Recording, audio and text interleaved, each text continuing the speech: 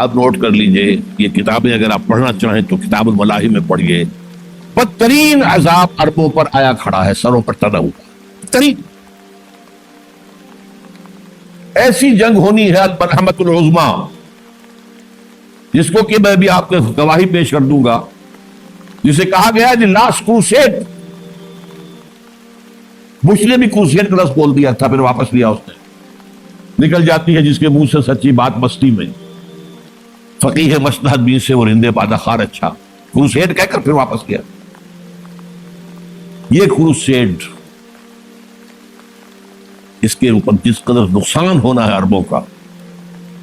Greater اسرائیل بنے گا، یہ عراق، شام، اردن، سعودی عرب کا کچھ شمالی علاقہ، ترکی کا جنوبی علاقہ، مصر کا صحرائے سینا، اور اس کے ساتھ ہی جو بہترین اس کا زرخیز ترین علاقہ ڈیلٹا آف نائل، یہ سب یہودیوں کے قبضے میں جائے. اس کو حدیث میں کہا گیا الملحمۃ العظمیٰ. عیسائی 80 علم لے کر ہے مسلمانوں تم پر حملہ آور ہوں گے، اور ہر علم کے نیچے 12,000 فوج، 9.5 لاکھ فوج. یہ نیٹو کی تیاری کس کے لیے ہو رہی ہے؟ جب یو ایس ایس آر کا خاتمہ ہوا تو پوچھا گیا تھا نیٹو چیف سے، اب کس لیے؟ تمہارا وہ دشمن تو ختم ہو گیا، اب ہمیں اسلامک فنڈامنٹلزم سے نمٹنا ہے.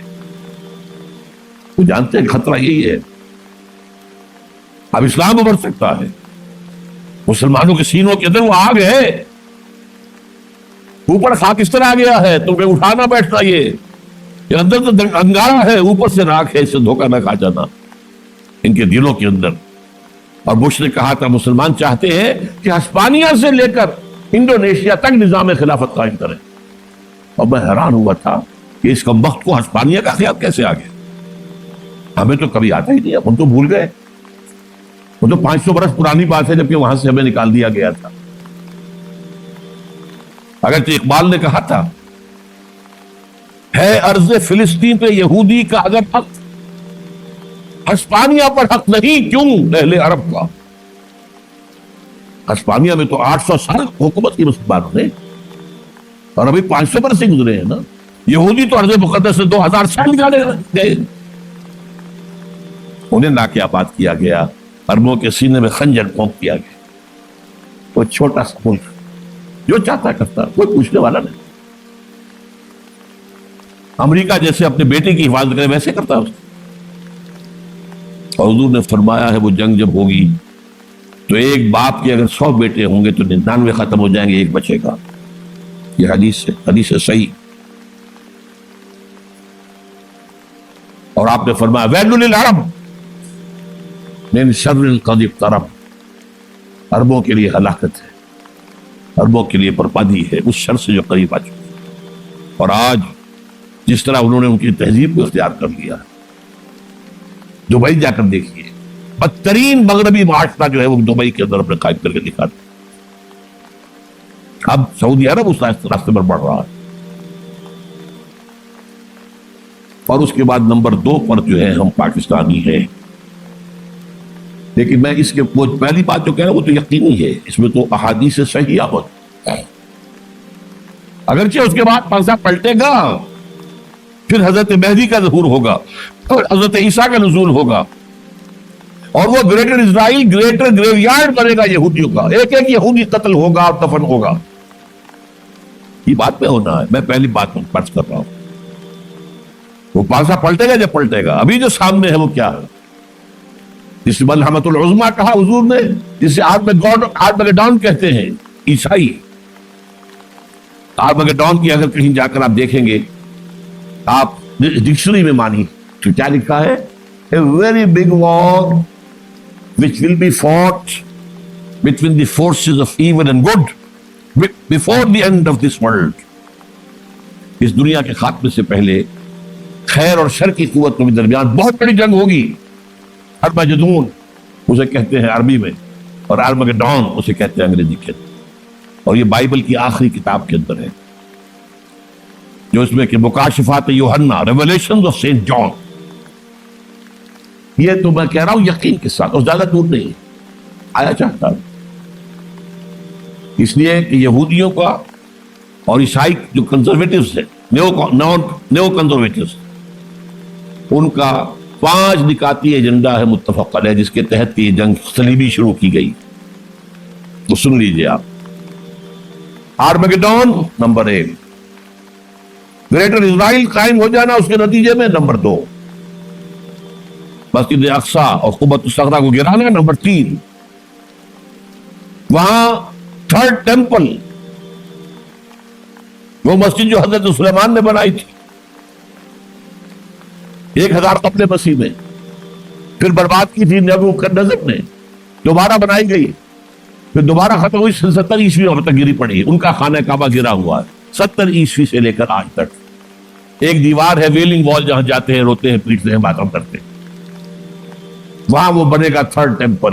اور نمبر 4، اس میں لا کر رکھا جائے گا تخت حضرت داؤد کا. یہ تخت کہاں ہے اس وقت؟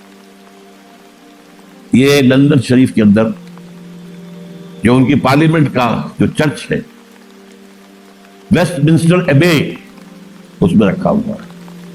ایک پتھر تھا جس پر بٹھا کر حضرت داؤد کی تاج پوشی ہوئی، پھر حضرت سلیمان کی ہوئی، پھر وہ پتھر رکھ دیا گیا جب حضرت سلیمان نے بنایا ہیکل مسجد اقصی، وہاں رہا. ہر بادشاہ جو تھا یہودی اسی کے اوپر بٹھا کر اس کی تاج پوشی ہوتی. سن 70 میں ٹائٹس نے گرایا اسے ہیکل کو، وہ پتھر لے گیا، وہاں سے روم گیا، روم سے آئرلینڈ گیا، آئرلینڈ سے اسکاٹ لینڈ آیا، اسکاٹ لینڈ سے انگلینڈ آیا، اور اب وہ رکھا ہوا ہے 14ویں صدی عیسوی سے آج تک. وہ ویسٹ منسٹر ایبے میں رکھا ہوا، ایک کرسی کی سیٹ میں اسے بنا دیا گیا ہے تخت کی شکل. اب انگریزوں میں کوئی ملکہ ہو، کوئی بادشاہ ہو جس کی بھی تاج پوشی ہونی اس میں ہو، یہ لا کر رکھا جائے گا 3rd ٹیمپل. اور اس پر یہودیوں کے خیال کے مطابق ان کا مسیحا آئے گا جو مسیح دجال ہوگا. عیسائیوں کے خیال کے مطابق حضرت عیسیٰ آئے گے، وہ ہمارا بھی خیال ہے حضرت عیسیٰ آئے گے علیہ السلام. یہ تو بات کی بات ہے نا، اس وقت جو میں عرض کر رہا ہوں عربوں پر بہت بڑا عذاب. اور پاکستان کا معاملہ البتہ یہ ہے، میں یقین سے نہیں کہہ سکتا. ہینگنگ ان دی بیلنس، ہو سکتا ہے اللہ تعالیٰ ہم پر رحم فرمائے، ہو سکتا ہے، اگرچہ اس کی کوئی شرائط ہو. چمن کے مالک اگر بنا لے موافق اپنا شاخ بھی، چمن میں آ سکتی ہے پلٹ کر چمن سے روٹھی بہار. اب ہو سکتا ہے. اور یہ بھی ہو سکتا ہے کہ اللہ تعالیٰ نے معجزانہ طور پر ہمیں ملک دیا، ہم نے اللہ سے بدعہدی کی، وعدہ خلافی کی، غداری کی، لہذا سزا دی جائے اور ہم سے یہ ملک چھین لیا جائے. It's just possible. دور نہ سمجھے، اس انہونی بات نہ سمجھے. جو گھیراؤ ہو رہا ہے آپ کے مغرب میں نیٹو فورسز اور مشرق میں بھارت فورسز، بھارتی فورسز گدھوں کی طرح بیٹھے ہوئے انتظار کر رہے ہیں پاکستان اور ڈسٹیبلائز ہو جائے، یہاں اور بدامنی ہو جائے. اب لاہور میں پھر آج دھماکے ہو گئے ہیں. 2 دن پہلے کا دھماکہ میں سہ کے آیا ہوا ہوں آپ کے سامنے بیٹھے، وہ جانے بچی ہی نہیں. جو ہماری اکیڈمی کا حشر ہوا وہ میں آپ کو نہیں بتا سکتا. یہ سارا کیوں ہو رہا ہے؟ تاکہ یہاں بدامنی ہو جائے اور ہمیں جواز مل جائے. مغرب سے نیٹو فورسز داخل ہو جائیں، مشرق سے بھارتی فورسز آ جائیں اور ہمارے ایٹمی دانت توڑ کر اور پھر ہمیں بھارت کے سامنے ڈال دیا جائے. نو ڈو ایز یو لائک. یہ ان کا نقشہ ہے. ہوگا کیا وہ اللہ جانتا ہے، ہوگا وہ جو اللہ چاہے. لیکن اللہ کا چاہنا جو ہے وہ کس پر منحصر ہے؟ یہاں انقلاب برپا کرو، یہاں اسلام لاؤ. اگر دھندے میں لگے رہو گے تو وہ خود بخود نہیں آ جائے گا انقلاب. صحابہ نے جانیں دی تھی، کتنی تکلیفیں اٹھائی تھی. 12 برس تک مکی دور کے اندر بانقصہ درویشی در ساد و دمادم تن، جو پختہ شبی خدرہ پر سلطنت جم سن. یوم طائف یاد ہے جو حضرت عائشہ فرماتی ہے کہ میں نے پوچھا تھا حضور سے کہ یوم احد سے زیادہ سختی بھی آپ پر کبھی آئی؟ یوم احد پر کیا ہوا تھا؟ تلوار کا وار پڑا تھا آپ کے چہرے مبارک. یہ جو رخسار کی ہڈی ہے اس کے اندر وار گیا ہے. اوپر خود کی 2 کڑیاں تھیں، وہ اس میں گھس گئیں. 2 دندان مبارک شہید ہوئے. وہ خود کی کڑیاں ایک صحابی نے اپنے دانتوں سے پکڑ کے کھینچنے کی کوشش کی، دانت نکل گئے، وہ نہیں نکلی، کیا جتن کر کے نکالی گئی ہوگی، تو خون کا فوارہ، اتنا خون گیا ہے کہ آپ بےہوش ہو گئے، گر گئے، اور مشہور یہ ہو گیا کہ آپ کا انتقال ہو گیا، شہادت ہو گئی۔ یہ سیرت کبھی پڑھی ہے؟ حضرت عائشہ کے ہوش کا تو یہی دور تھا نا، یوم طائف میں تو آپ کی کیا تھی، بچی تھی، مجھے کیا پتا کیا ہو رہا ہے اس کے ساتھ۔ 3 دن تک حضور مکے کی گلیاں اور وہاں کے اوباش لوگ پتھراؤ کر گئے تھے اس امید میں کہ شاید وہاں کا کوئی سردار ایمان لے آئے، تو یہاں تو ابو طالب بھی فوت ہو گئے، یہی دنیا بھی سہارا تھا، خاندانی سہارا تھا ابو طالب کے ذریعے، اور گھر میں ایک دلجوئی کرنے والی رفیقہ حیات تھی، وہ بھی اس کا بھی انتقال ہو۔